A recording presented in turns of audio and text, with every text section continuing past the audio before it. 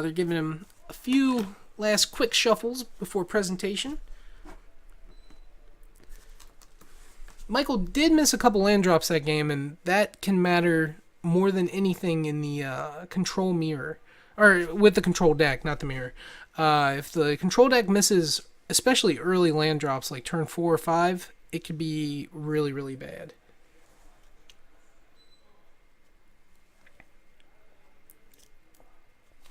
Both of these players are probably prepared for the Atarka Red matchup, which is pretty prevalent here in Huntington, West Virginia. There's a lot of players who like their Atarka Red. Michael is going to be on the play, I assume, and he's going to draw his 7, one card at a time. Looks at it, and Carter's going to draw his.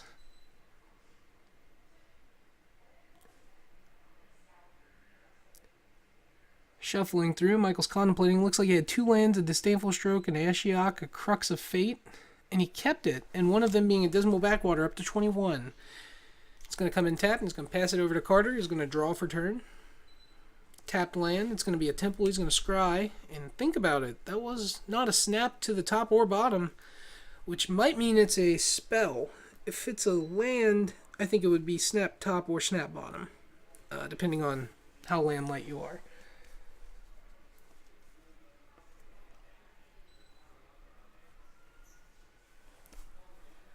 Carter kept it on top, and he's going to pass it back.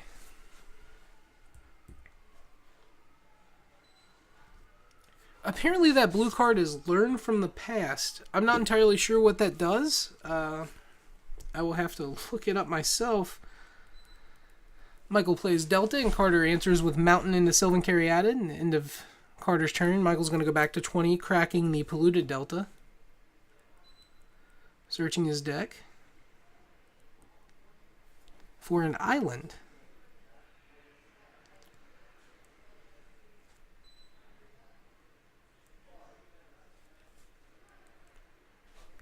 And oh, he responded to the Caryatid. Okay, so he's going to Silumgar Scorn. Not revealing a dragon. He's going to play an island and an Ashiok, and that could be a problem here for Carter if he doesn't check it very soon. Oh, and he led off with Caryatid and Arbor Colossus. Okay, so Arbor Colossus could be a problem for Carter. He doesn't have a real way to kill that. He almost has to Crater's Claws or Draconic... Well, he can't Draconic Roar.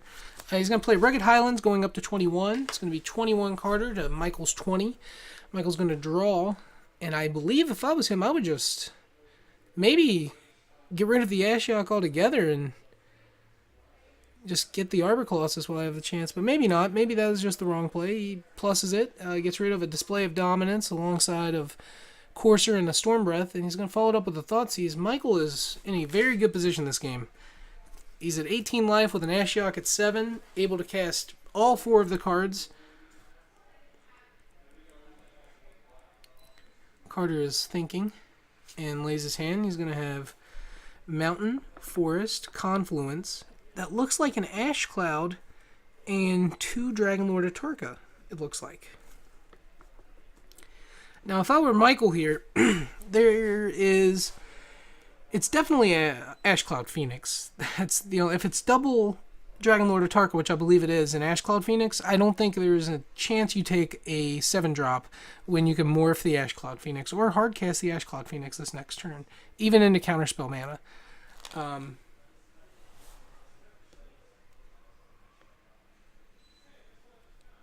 Looks like the Learn from the Past is 3 in a blue instant from Dragons of Tarkir. I was unaware of what it did. Target player shuffles his or her graveyard into their library, then you draw a card. Michael drew for turn, is going to play Temple of Deceit tapped, scry to the top.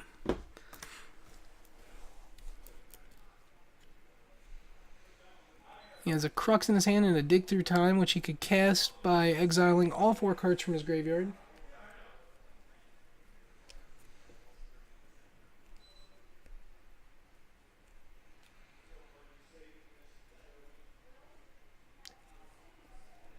Michael's thinking. He's currently in his main phase. I'm not sure what he would be doing. If he missed a land drop, which he led this game, and Carter definitely has not missed a land drop.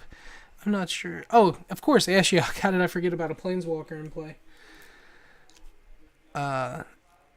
He's already played a land for turn, so I don't think you take the Courser. You could take the Storm Breath and start beating, but there's a chance it could kill that. The Arbor Colossus is a blocker, but he can never monstrous it to get its maximum value. Granted, he couldn't on the Storm Breath either, but the Storm Breath is a flyer and has haste.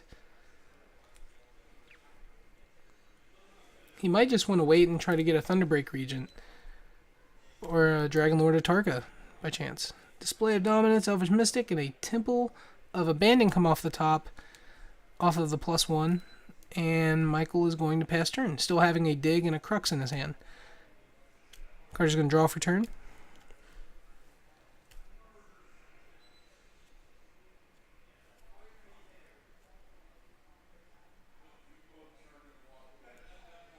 Carter is just going to scoop to save some time.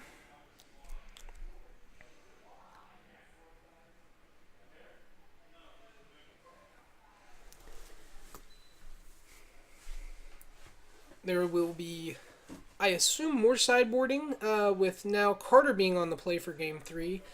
Michael's going to be on the draw. Yeah, Carter definitely reaches for his sideboard. He's going to check it one more time.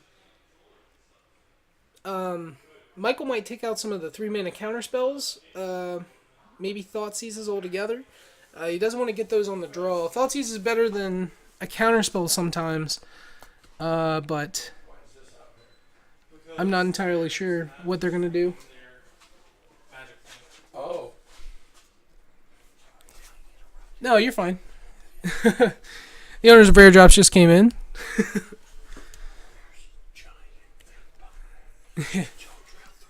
Mm-hmm.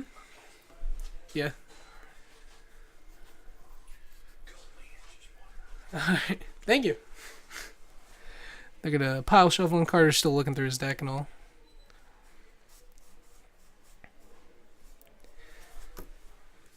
Downtown Huntington, West Virginia is the place to be if you're a nerd. In order, from 11th Street to 12th Street, it goes Rare Drops, followed by us, Hometown Hobbies, followed by Purple Earth Comics, the 3 nerd shops of Huntington, if you will, and right in a row, door to door to door. So it's a mecca for nerds in this area, the Appalachia area. So if you're ever in the area, come on down to play for the best prizes in the state, maybe some of the best in the country, honestly. It's always 100% prize payout, usually way more than that. We give out door prizes most rounds, along with, some of the best competition you'll play with in the area for sure. We have multiple Pro Tour players, Grand Prix competitors, Star City Games finisher, plenty of players that you will get better if you play against.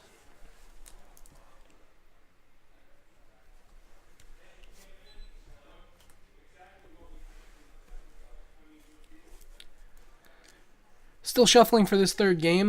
Michael won the second one. Carter won the first. So that means Carter's on odds this game. He's going to lead.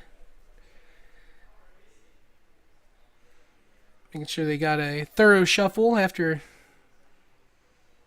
both of these games. Carter seemed to have gotten a little land heavy with top end only. He didn't have any real action that game, especially with his Sylvan Caryatid getting Silumgar Scorned on turn 2. Michael's going to draw his 7, and Carter will be the first to decide who mulligans. Or if he mulligans. He's going to keep, Michael keeps, and he's going to lead with the Rugged Highlands up to 22. Or 21, sorry.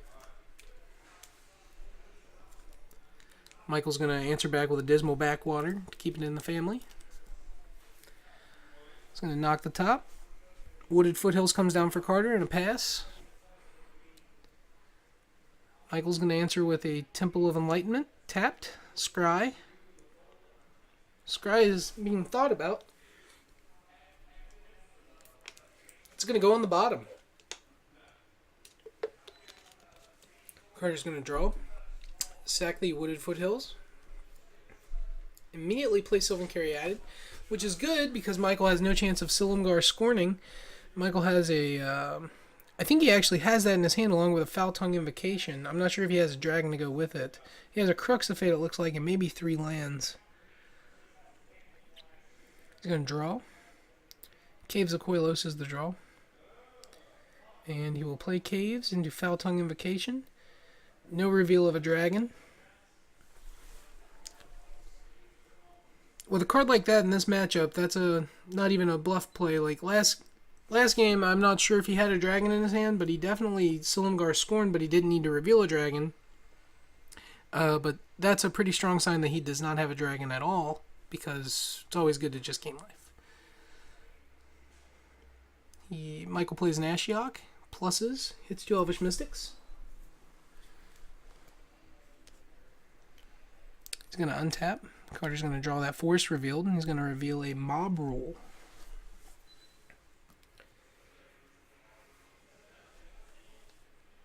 I'm glad to give that one a quick read.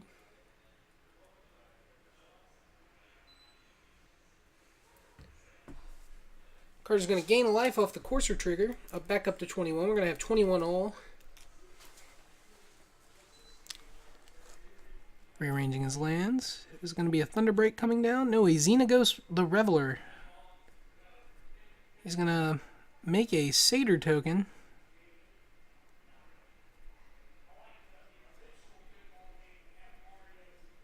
If he can find it. From the token stack. And we have a Planeswalker on Planeswalker battle of Ashiok versus Xenagos, but Xenagos brings buddies along with it. And Carter's going to swing with both creatures. But the question is, is he going to attack Ashiok or is he going to attack Michael? And I think he just swings at him. Michael's going to go to 17, and Carter's going to try to race this Ashiok. Right now, Ashiok's not doing anything special with a couple of Elvish Mystics under it. So there's a chance. Michael drew what I believe is another Silumgar Scorn, and that's a problem here with the control deck, is if it draws those counterspells late game and isn't able to handle the already on field presence, it doesn't have a very strong shot of winning. Michael's going to go ahead and wipe the board away, calling non-dragons. Killing Courser and the Satyr token.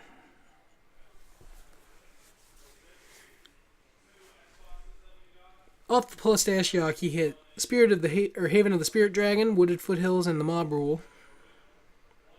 Carter drew for turn. Plays a Thunderbreak Regent, which is going to resolve. Makes a Satyr token. Satyr's going to get in there for 2, putting Michael to 15. And he's going to pass it back. Pretty eventful turn for Carter. Keeps a constant threat on the board, along with a new, bigger threat. Xenagos is a very hard card to battle against if it's unchecked. And this mill from Ashiok is another not great one for Michael. He reveals a Xenagos, a Forest, and a Sylvan Caryatid.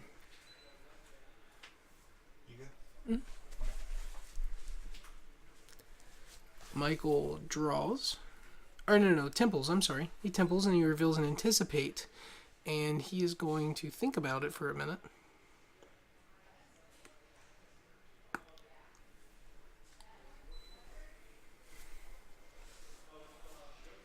He's going to cast Dragonlord Ojutai. Ojutai can block one of the Satyrs, but it'll trade with the Thunderbreak Regent. So, Michael might just be playing the Dragonlord Ojutai to try to maybe hit some kind of answer to this ever-growing board presence from Carter. The only thing that's going to happen on this next turn, I imagine, if he doesn't have a Dragonlord Atarka in his hand, is going to be Xenagos make a Satyr and attack all out. And that is probably worth it just to kill the Ojutai or get more Satyrs. I'm not sure. We'll see what Carter does. But if he has a land, he could plus Xenagos and play an Atarka to wipe out the Ojutai altogether. Unless, oh no, Ojutai has Hexproof while it's untapped. I'm sorry, he can't do that. I forgot what Ojutai actually does. But he could play the Atarka. It's an 8/8 that Michael has to answer. It would hit Ashiok Ashiok for 5. And you could attack with the Thunder Break and both